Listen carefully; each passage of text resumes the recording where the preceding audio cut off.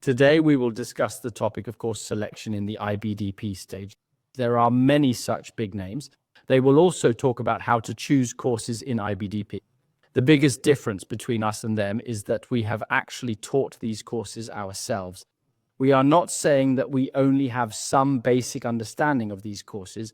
We have gone a step further to actually teach the courses and truly know what problems students encounter in their daily learning process and final exams. The content we are sharing today will be more practical. The topics and details we cover today come from questions our previous students' parents have asked us and from the knowledge we've summarized and refined from our own teaching experience. We feel it's especially necessary to share some of these key points with everyone. For example, in some schools in grades 10, 11, the curriculum arranged for students is not IB, but IGCSE. It's only in grades 12, 13, since international high school is 4 years, that the curriculum switches to IBDP. Of course, to share one more point, some students who choose IBDP courses will also take some AP exams. I'll explain later why this is the case. If a student fits the description I just gave, IB may not be a particularly suitable curriculum system for them. One of my seniors, who is very successful in his career when deciding on his child's curriculum, projected his own abilities and hopes onto the child, so he wanted his child to take the most difficult or comprehensive curriculum, IBDP.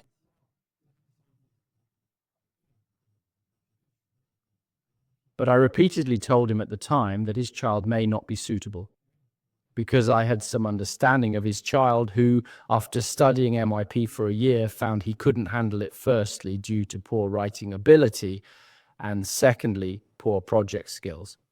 These weaknesses will hinder his success in the IB curriculum. Let's discuss course selection for university applications. We've talked about the IBDP curriculum structure.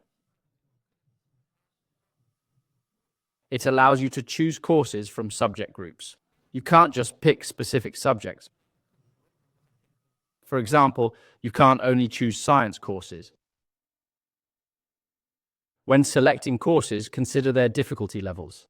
IB helpfully provides information on course difficulty. We can use the 7-point rate as a good proxy for difficulty.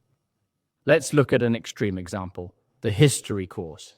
Its 7-point rate might discourage some students. The rate is in single digits, only about 3%. So only 3 out of 100 students can get 7 points. If you're aiming for a high overall IB score, you might need to reconsider taking history. If you're starting DPE or your child is young, first look at the requirements of your dream top schools.